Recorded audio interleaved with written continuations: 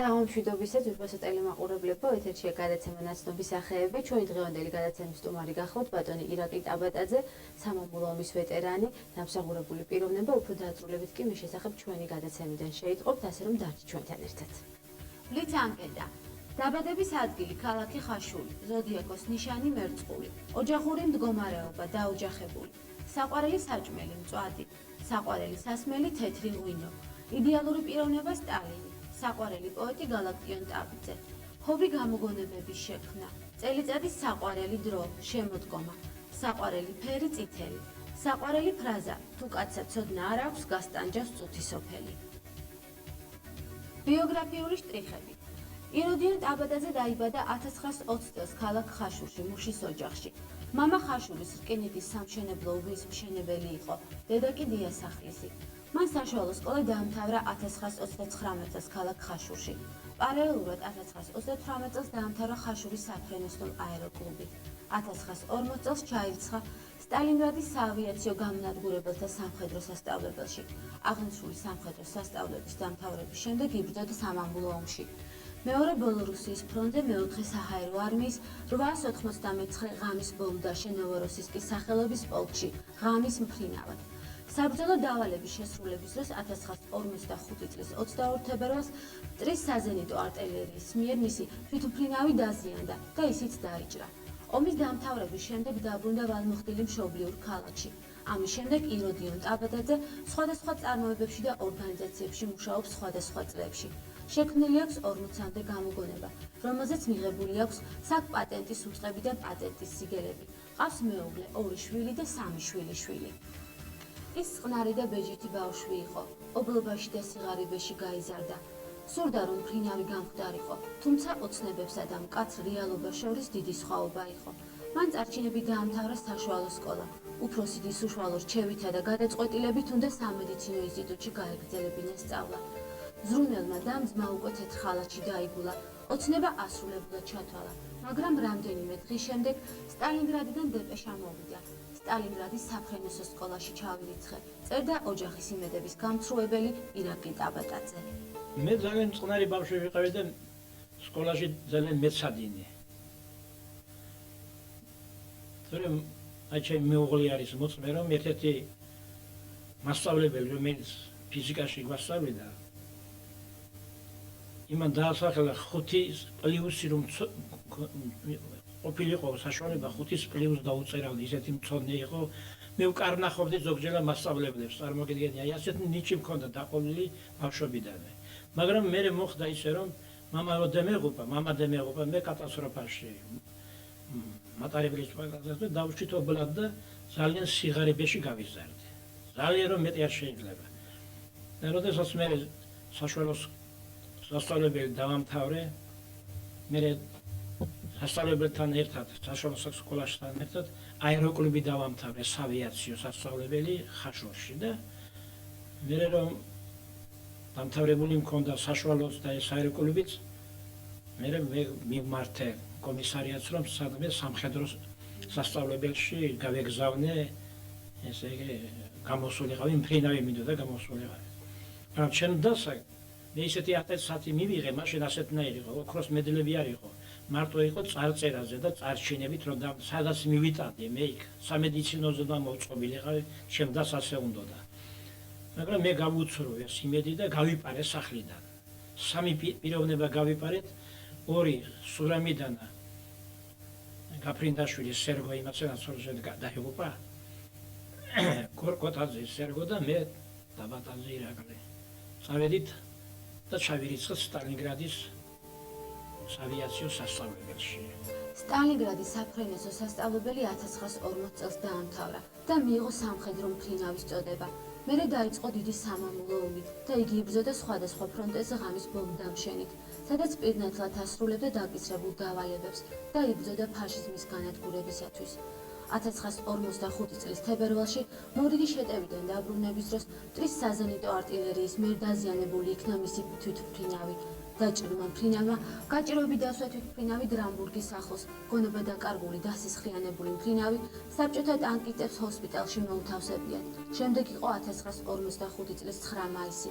ფაშიზმზე დიადი გამარჯვების დღე, ქართლისხიანი დღეების, ტყუების წვიმების დასასრული და ნანატრი გამარჯვება. მოხდი მე მეორე ბელარუსის ფრონტი იყო ასეთი მეოთხე ვოზდუშნი არმიაში მოხდი 889 პოლკში ღამის ბომბდამშენ ავიაციაში. ვასრულებდი ახლა მე იმას, რასაც მავალებდნენ. იქ იყო ასეთნაირად ბომბებს ჩამოგეკიდნენ თვითფერნავზე და უნდა გაგწაგებო და გეტყოდნენ, სადაც უნდა ჩამემი. უკვე ჩვენ გაცნობიერებული ვიყავით, რომელი პუნქტზე იქ როქა გქონდა ყველაფერი და სადნა დაგვერტყა, სადნა დაგვებომბა და ასეთნაირად ვასრულებდი იმ დავალებებს, რასაც სამშობლოს მეთაურები ჩვენ მავალებდნენ. რამდენი ხანი ყავით წასული, ჯერ გაიპარეთ და სტრალინგრადში გაატარეთ სტუდენტობა ფაქტიურად, მერე ეს ომის წლები საქართველოს ჩამოსული. სულ არ ვიყავი მე საქართველოს ჩამოსული. მერე მოხდა ისე რომ 1945 წელს 22 თებერვალს ეს დღე არ დამავიწყდება. ერთ-ერთ დავალების შემდეგ რომ მოდიოდი ჩვენ აეროდრომზე დასაჯდომად საარტილერიო ზენიტნის არტილერიის ქვემეხმა გვესრულა და ესე იგი დამიზიანა თვითფრინავი მე ჩამამაგდე სხვათა შორის. კი ჩამამაგდე, საშუალება მქონდა რომ იძულები დამესვა თვითფრინავი ჩვენ აღებულ ტერიტორიაზე. იმდენი ვეცადე რომ როგორმე პლენად არ ჩავარდნილი ვიყავი და გადმოსულიყავი ჩვენ ტერიტორიაზე. მოახერხე ისე და მე აღარაფერი აღარ ვიცი. თვითფრინავი ასე იგი ჩემი აზრით ასე გავაკეთე. გერმანიის ტერიტორიაზე ტბა არის დანციგთან დანციგსა და კენიგსბერგს შორის კელპენის ტბა და იმ ტბის ადგილას ვიყავით ჩვენ განლაგებული აეროდრომი ჩვენი და მომიხდა ისე რომ მე ვიფიქრე რომ მოდი ტბის გვერდზე დავსვამ თვითფრინავს და თვითფრინავი ავაგდე და კუდით უნდა ჩავჭობილიყავი ჩემი აზრით ესე იგი იმაში რბილ მიწაში. ეგრე არ გამომივიდა და მე რა მოხდა აღარაფერი. მე აღარაფერი აღარ ვიცი და საბჭოთა ტანკისტებმა მე მეყარეს ცოცხლამკვდარი ქალაქ დრამბურგში გერმანიის ტერიტორიაზე განლაგებულ ჩვენ იმაში ჰოსპიტალში. ნაფრონტალი ჭაბუკი მშობლიურ კუთხეს ვალმოხდილი დაუბრუნდა. ომის წლების ტკივილიანი მოგონებები ასახული აქვს უბის წიგნებში, რომელშიც მრავალი ლექსიც არის ჩაწერილი. დაჯილდოებულია მრავალი მედლითა და ორდენით. შემდეგ საბჭოთა წლების პერიოდში სხვადასხვა პასუხსაგებ თანამდებობაზე მუშაობდა. დანერგა 300-მდე რაციონალიზატორული წინადადება, შექმნა 40-მდე გამოგონება. შემდეგ ქუთაისში გაემგზავრა კვალიფიკაციის ასამაღლებელ კურსებზე და იქ გაიცნო თავისი მომავალი მეუღლე ნანი, რომელზეც 1963 წელს დაქორწინდა. მათ ყავთ ორი შვილი, მარინე და გიორგი, შვილიშვილები სანდრო, ანიკო და თიკო. მომიხდა ჩასვლა ხაშურში და რაიკავშირის დირექტორი იყო ეს რაიკავშირის ესე იგი უმფროსი ჩვენი ესე იგი ჩემ ხელში გაზრდილი პიროვნება და მე რა ვუთხარ რომ მე კომბინატის მთავარი საწყობის გამგეთ მუშაობდი მეთქი ხო? იმან მითხრა რომ ვახ ასეთი კაცი მე მჭირდებაო ეხლა ასეთი მცონიაო და მოდიო დაწერე განცხადება ჩამოდი ჩემთანაო. ჩემ ხელში გაზრდილი ბიჭი იყო და ეხლა დაწინაურებული იყო რაიკავშირის თავმჯდომარედ იყო. მეც ახლა რას ვიზამდი და კარგ ადამიანთან კარგად ვიქნები და მეც წავედი და ვიმუშავე და მე მითხრა რომ მოდი შეგულება მერგებოდა და მოდი წადიო შენო ქუთაისში ხალი არ ყავსო მოყვანილიო კიდე გაიცნო ბიზნესად შემოიყვანა თორატო ქალბატონმა ნანი მეუღლე ქუთაისში სწავლის პერიოდში გაიცნო. იგი ირაკლისთან ამხანაგობდა, წარმოდგენაც არ ჰქონდა მის სიყვარულზე. თუმცა როგორც ხდება ხოლმე გულმა გული იცნო. ძალიან კი უარობდა ბაღდათელი გოგონა გულში გათხოვებას, მაგრამ ბედმა თავის იქნა და 1963 წელს ირაკლი ტაბადაძის მეუღლე გახდა. ჩემი მეუღლე ესეთნაირად გავიცანე. კვალიფიკაციის სასამაღლებელ კურსებზე ვიყავით ქუთაისში და ერთ ჯგუფში სწავლობდით. და მე ვერ ვამჩნევდი, ჩემზე გაუმახვილებია ყურადღება და ამხანაგები რაღაცას აქებდნენ და რატო აქებდნენ მე ვერ ხვდებოდი. ერთი დღეა და სახლში ვარ წასული ქუთაისიდან და ჩამოვიდა თვითონ და თავის ძმა. იკითხე მამა. დედაჩემო მიიღო. მე ბევრი სადაჭირებია ლოდინი და გამომჟღავნა ყველაფერი. მამა ჩემს რო ესე იმიტომ მოვედიო, რომ ესე შენი შვილი მომწონსო. მე მამამ უთხრა რომ მამას უთქვია რომ ამ საქმეს ესე აჩქარება შეიძლება გადავხედოთო საქმესო და თუ კი შენს მოეწონებიო მე ხელს არ შეგიშვლიო. ეხლა ჩემთვის მე გაკვირვებული ვიყავი ამ ამბავზე რომ რატო ან პირადად არ მითხრა და ან რაღაცა, მაგრამ ამან ეშმაკობა იხმარა იმაზე რომ კურსზე ყავდა გათხოვილი ამხანაგები და ბეჭდები ხონდა იმათა. ჩვენ გოგვები ახლა თამაშობდით, თურმე ამას უთქვი, აბა რომელი ბეჭედი მოერგებაო მაგასო. და თან რომ მოვიდა, კალიცო ბეჭედი ხონდა მოტანილი. და მამა მითხრა, შვილო, რატომ მეუბნები უარსო? თურმეო, შენი ხელის ზომაც იცის, ბეჭედიც მოტანილი აქვს და როგორ შენ მაგას როგორ არ ახარ დანალაპარაკებიო. მე ვთქვი, როგორც ამხანაგი კურსზე ვარ და საუბრობ თუ არა სიყვარულზე ნამდვილად არასდროს არ გვისაუბრია მეთქი. ხოდა დედაჩემი დარწმუნდა ჩემს სიმართლეში და მამას უთხრა ეხლა შენ მოაჩქარდებიო, კაცებიო, ძალიან ეშმაკები და ბოროტები ხართო. იმას უნდა დაუჯერო და ჩემ შულს არ უჯერებო? ხოდა დედაჩემი ახედა, იქით არ მოეწონა. არავითარ შემთხვევაში როგორ გაწო? საერთოდ ახლა მე გორში გავათხოვებ ჩემს შულსო, ჩემი შვილი ახლოს უნდა იყოს აქა ჩემთან. მე ვთქვი და ნამდვილად ჩვენს სიყვარულზე არაფერი არ ვილაპარაკია მეთქი და რა ბეჭედი და დავიწყე ტირილი და არ იტირო შვილო, რა გატირებს სიმართლე ყველაფერი გამოჩნდებაო და მე ბიძა მყავდა კიდე კარგი მამას ძმა და კარგი შვილო მითხრა რაზე ნერვიულო ბეჭდის ზომა მიგიცია და ბეჭედიც მოტანილი აქო. ეხლა მე ვიუარე, ნამდვილად ბეჭდის ზომა არ მქონდა მიცემული. მე რადგან მე უარზე ვიყავ, მე დედაჩემი ჩავიდა ეს ძმასთან ცხოვრობდა, ქუთაისში ყავდა ძმა და უთხრა არ დაგინახოთ იქ ჩამოხვიდეთო. დედაჩემის ხმარაფრად ჩათვალეს და ყოველ მე ვიყავი თუ არა ჩასული. სახში ესენი მაინც მიდიოდნენ. მამა ძალიან სტუმართ მოყარე იყო და ეხლა ღებულობდა. ერთი დღე მე ჩასული ვარ და სკამეიკა გვედგა ბალკონში. ხოდა ეხლა ღამდებაო, დედამ უთხრა მათ და წადითო აღარ მიდიხართო და რა მოხდა ეხლა გვიანა და სკამეიკა როა გარეთ იქ დავრჩებითო. იქ დავრჩებითო რა იყო, თუ ადგილი არა სახშიო. მე ბიცოლა ჩემას თქვა, როგორ გეკადრებაო, მე წავიყვან და ჩემთან მოვასვენ. რატომ მოვასვენებ? მაგათ სახლი აქვს და კარი აქვს, ჯერ მაგენი ჩვენი ნათესავი არ არისო. მაგრამ იმდენი მოახერხა. იროდიონმა რომ მამა დაითანხმა მამა და მაინც გამოგონებელი ვიყავი.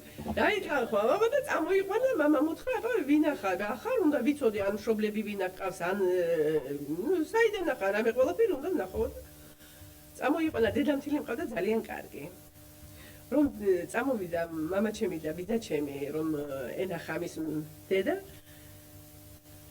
ბიძა ჩემი ადრე მოვიდა და მამას ცოტა შეაგვიანდა. სად არისო დედა ეკითხება გიორგიო და ისინი ისე კარგად არიან ჩაბუჟბუჟებულებიო, ისე კარგად საუბრობენო. მე რაღაც საქმე მქონდა და ცოტა დავაჩქარეო. საქმე უკვე დამთავრებული ყოფილაო და თქვენო ეხლაო რაღა გინდათ ბეშის ზომა მიცემული აქო ჯიბეში კაც ბეჭედი აქო. ხოდა მე ვიტირე რომ ეს სუტყვილია მეთქი, არა, არაფერი ზომა მე არ მიმიცია, არც ამბავზე არ ველაპარაკებდი მეთქი და მე გულში ვიფიქრე რომ ეს რაღაც სახელი არ გამიტეხოს, როგორ არის, თან ამხანაგი მყავდა ისეთი ანთიძე გურული, სულ ამას აქებდა. ამის დავალებული იყო თუ როგორ ესეთი კარგი ვინმე ჯგუფში არ არის, ესეთი ხოდა მე არაფერს მომდია, გულში სიამოვნებდა, მე მართლა კარგი პიროვნებაა მეთქი. გეფიცები, აი შეძახილმა ხე გაახმო. მეც დავითანხმე, მე ჩემ ბედს. ხოდა ერთ მშვენიერ დღეს მამამ გადამიხადა ქორწილი. ბატონი ირაკლი ტაბადაძის ოჯახში ყოფნისას გავიცანით მისი შვილიშვილები და შვილი მარინე. მარინესა და ირაკლის შორის განსხვავებული მამაშვილობაა. ისინი არა მარტო მამაშვილი, არამედ კოლეგებიც არიან. მამის პროფესიას გაყოლილი მარინეს არაერთხელ შეუტანია წვლილი მამის მიერ გამოგონილ პროექტებში და უნდა ითქვას, რომ მარინე მამით ყოველთვის ამაყობდა და ამაყობს. ირაკლი მისთვის ცხოვრების დიდი საყრდენია და ოჯახის გამწევი ძალად. ერთი სიტყვით მას იდეალურ პიროვნებად მიიჩნევს. ჩემი ბავშვობიდან მოყოლებული დღემდე მამა იდეალური პიროვნებაა ჩემთვის განათლების თვალსაზრისით როგორც ნიჭისა და ყველას ქომაგი ნიჭიერი ადამიანის ქომაგი ჩემი ბავშვობიდან გამომდინარე სკოლის დამთავრების შემდეგ მე ინსტიტუტში ჩავაბარე გპ-ში მამის რჩევით დავიწყეთ მე კომპლექსურად მუშაობა გამოგონებებზე და მეორე ინსტიტუტი დავამთავრე პატენტცოდნეობის და დღემდე ერთად ვმუშაობთ გამოგონებებთან დაკავშირებით. შეიძლება ითქვას, რომ არის მკაცრი. მკაცრია იმ თვალსაზრისით ხანდახან მიუღებელიც, ჩემთვის მიუღებელზეც უნდა თანხმობა გაუწიო და ანგარიში უნდა გაუწიო. და რატომ? არ მიყვარს, როცა უთანხმოება ოჯახში და არ მიყვარს, როცა მშობლებს პატივს არ ცემენ. ეკლესიიდან გამომდინარე პატივი ერთს მამასა შენსა და დედასა შენსა. მაგრამ ეს იმას არ ნიშნავს, რომ რაზეც ვეთანხმები, ყველაფერი მომწონს დაუშვათ და ასე საჭირო. რაც შეეხება დადებით თვისებას. დადებით თვისებაში შეიძლება წეღანაც აღვნიშნე. არის ძალიან მოსიყვარული ოჯახის ერთგული, მშრომელი, უსაზღვროდ დღე და ღამე მშრომობს. დილას ჩვენ რომ გვძინავ ჯერ კიდევ 6 საათზე დგება ამხნის კაცი, ხაზავს, წერს, რაღაც იდეას ჩაწერს პატარას, რომ რაღაცა მოაგონდება. სულ ყოველთვის იძახის, რომ ეს ყველაფერი ღვთიურია და ღმერთი მაძლევს ამ ყველაფერს, იდეას მაძლევს ღმერთი და დგება დილას და აკეთებს ამ ყველაფერს ჩანაწერს. მე მეორე დღეს ზის, მთელი დღე მუშაობს. ეხლა ჩავბრძანდებით ბაღში, თქვენთან ერთად ჩავალთ და ნახავთ, რამხელა შრომას ეწევა. მთელი დღის მანძილზე, ფუტკარივით ფუსფუსებს. არ ჩერდება. არ ჩერდება. და რას უსურვებთ მას? ვუსურვებდი, როგორც ჩემს მშობელს და როგორც ერთ-ერთ მეცნიერს განუხორციელებელი, ესე იგი, თავისი შვილები ვითაყავს ეს გამოგონებები. უსურვებდი, რომ სამზეულზე გამოსულიყო ეს. ირაკლი ტაბატაძე გამომგონებელია. დაამთავრა მოსკოვის პატენტცოდნეობის ინსტიტუტის ფილიალი. ერთ გადაცემაში ძნელია სრულად ჩამოთვალოთ მაძიებელი ბუნების მქონე ადამიანის გამოგონებათა ნუსხა. თუმცა ერთ-ერთს გამოვყოფდი. საინტერესო გამოგონებაა ვაკუუმური ელექტროსადგური, რომელზეც პატენტი მან მოსკოვიდან 1991 წელს მიიღო. ვაკუუმური ელექტროსადგურის გამოყენება შეიძლება ყველა ადგილას, სადაც კი არის წყალსატევის სიმაღლეზე ჩანჩქერი, ცის მდინარე და სხვა წყლის ენერგიის გამოყენებით, რომელიც წარმოიშვება ატმოსფერული წნევის, წყლის სიმძიმის ძალისა და ვაკუუმის ძალის მოქმედებით. მომავლის იმედის მქონე მაძიებელ ადამიანს სწამს, რომ ეს გამოგონება აუცილებლად განხორციელდება. მანამდე კი თავისუფალ დროს ბაღში ფუსფუსებს.